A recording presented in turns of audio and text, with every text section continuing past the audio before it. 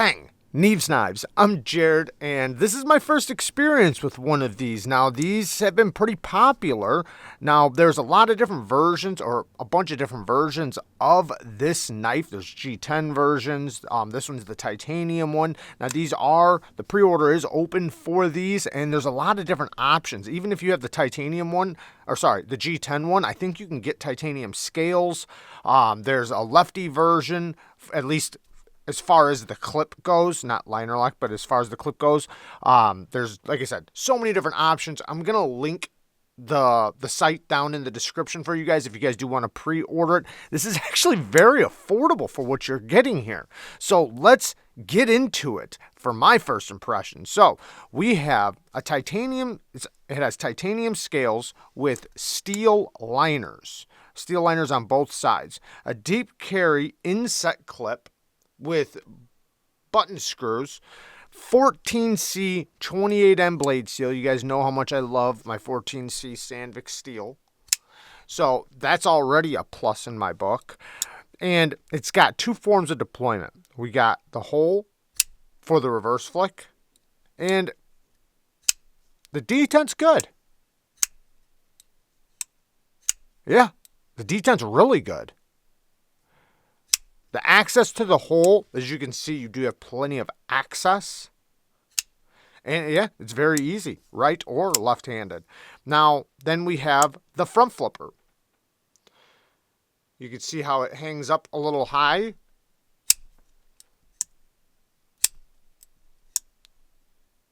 Great front flipping action. It has the right kind of jimping. I do like that. Now, normally I like the jimping to go up and around, but in this case, it's not really possible. And they did put the right kind of jimping, so, great on them. Awesome front flipping action. You can do it in all different ways, and it's very easy. The blade and geometry, we have a little bit of, it's a Wharncliffe blade, but it does have a little bit of upsweep. Not much, but it'll be just fine and still work great for utility cuts. And then the handle has a sway backness to it. We'll talk more about that here in a second. Lock bar access, very nice. Perfect access. And it does poke out a little bit on this side, which I do like, so you're not like fumbling around with the scale. That's very, very nice. Now, the weight of this thing, it's actually heavy. Which I like. I don't mind heavy knives. It's not like obnoxiously heavy, but when I got it in hand, I was like, is this steel? Because it's not light at all. It's definitely got some weight to it. But like I said, to me, it kind of makes it feel, and I know this is just a feeling. It's not necessarily a true thing, but the weight kind of makes it feel a little bit more premium. Now, in a lot of cases, when it's lighter, it's a little bit more premium, especially when you have premium materials and it's very light. That can tell you actually that there's a lot more effort put into it. But sometimes when it's too light, it's just too, it doesn't feel like a tool anymore. In this case, it does. It does feel like a tool. Now, the ergos. I guess we're going to get into the sway backness. So we have a little bit of a sway backness. Now, I'm not a big fan of sway backness. If that's even a word, but the way it sways up right here, right? So this is a thing it's called a sway back, and it's where the handle goes like that, and a lot of knives have it. It originally started in slip joints, and in some cases, it can make it to where when you grip the knife, it kind of follows your hand a certain way, and it makes it to where utility cuts are very easy. And then in some cases, it works out really good in the hand, but I've never really had it work out for me in my hand, ever. Well, unless if it's very subtle, right? So, and then there's been a couple times, don't get me wrong, there has been a couple times where it was really good. But in this case, I'm not the biggest fan of it swaying up like that. I feel like it should be like this. Like, the way I'm holding it right here, you see how it kind of bends back up towards me? I want it to be like this. Where the handle's like that. That feels more comfortable to me. But instead, it's the opposite way. So, and it does, in some ways it kind of works because you see how it kind of goes up and around the palm of my hand right there. So in some grips it's great, but I still feel a little bit of awkwardness to it. But that being said, I don't think it would hinder me from use or anything like that. I think it would work just fine. I think it's just something I would have to adjust to. And this being my first experience with it, I'm still adjusting. As far as the blade, because, like we were saying, it kind of sweeps up a little bit. That kind of makes it to where it's kind of like this, like, almost like a banana, where this part goes up like this and the blade goes up like that. And I can't help but wish the blade was a little bit canted downward a little bit. Like when I'm holding it just naturally like this, you see how the blade is going backwards? I prefer the blade to be going down like this a little bit, where it's like this, and it's like aiming at what I'm cutting, and it's trapping the materials. In this case, like I'm more likely to slip out of my cut. Not saying I will, and of course I can adjust my grip accordingly and make it work, of course. And I don't want to make it seem like I'm not trying to be too negative. I'm not at all. I'm just trying to give an idea of my experience right now and what I'm feeling without being too negative, because I don't like to say too much negative during a first impressions, because things that might be weird right now, I might fall in love with. But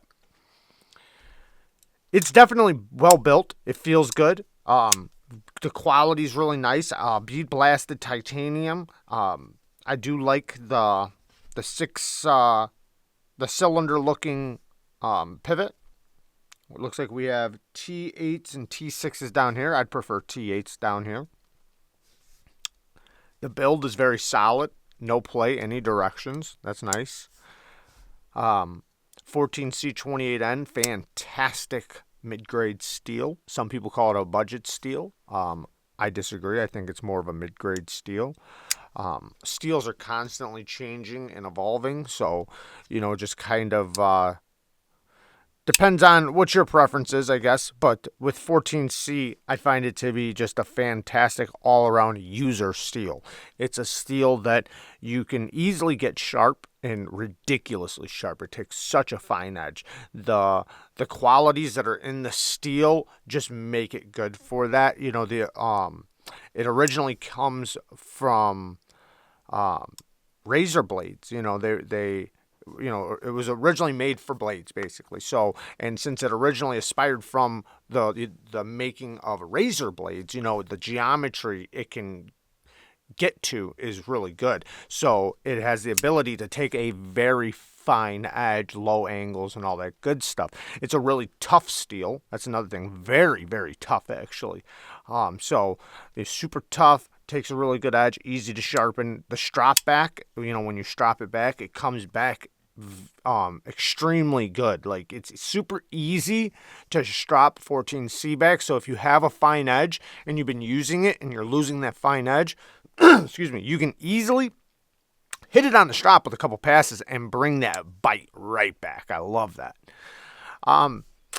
Yeah. And, like I said, it just has good edge stability and all that stuff. Now, the stainless qualities are also really good in it. It's very stainless. I've never really had an issue with corrosion with it. That depends on where you're at. I don't really have issues with corrosion, period.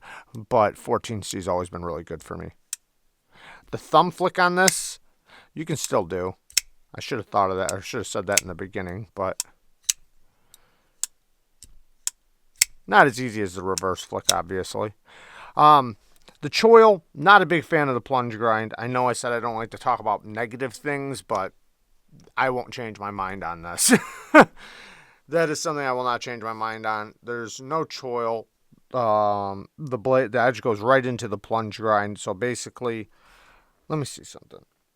So if they were going to do this, right, what they should have done, in my opinion, is not do a tapering plunge grind. So I do give them credit that they didn't do a far tapering plunge grind where it starts here and it tapers all the way down to here. That's good. At least it dropped down very fast. But you can see they still have a tapering plunge grind. It starts here and it ends right here. See how it drops down right there?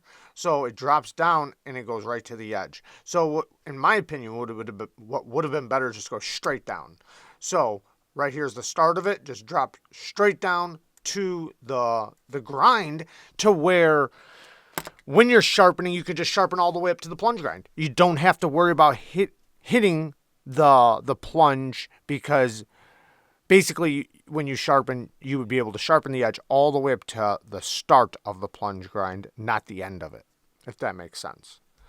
Or just add a little sharpening notch in there and separate it. Now, that is something that will be easy to do, so not a big deal. The only problem, I guess, would be is because it's coated. So if you used a Dremel or a file or whatever, and you notched out a little half moon right here, just a little one, which you could do, you can continue to do that over time, the more steel you remove. You'll wind up taking off the coating in that area. Not that big of a deal, but yeah, just a thing. I'm just making some observations. I like that there's no lanyard hole. I'm sure some lanyard people might not like that, but I don't really prefer a lanyard. So the geometry is pretty decent. It's relatively thin behind the edge. It's not like crazy thin, but perfectly suitable for cutting and for what the knife is for. Meaning like the ergos I have and the amount of comfort I have in my grip versus how much effort I'm going to have to push through materials is fine. It's good. This will cut just fine. The tip is not dainty, but it's also very acute, so it's going to be good at utility cuts without being chippy. At least it doesn't seem like it will be, and since it's 14C, it should be pretty decent. Not saying you can't round your tip off if you're, doing utility cuts on concrete or anything, but it should be relatively good. So my first impressions on these guys, I like them. I think it's pretty cool. This is only my first one. I don't know how the G10 ones feel or anything like that, and yeah, I'm impressed. It's nice. The build quality is really good. The price is really at a great spot, man. I definitely give them a thumbs up for that. So now I guess we'll just see how it works out for carrying and use and all that good stuff, and see if this sway back winds up annoying me and it becomes an inconvenience, or is it going to be great. I love you guys. Thank you guys for watching. Peace.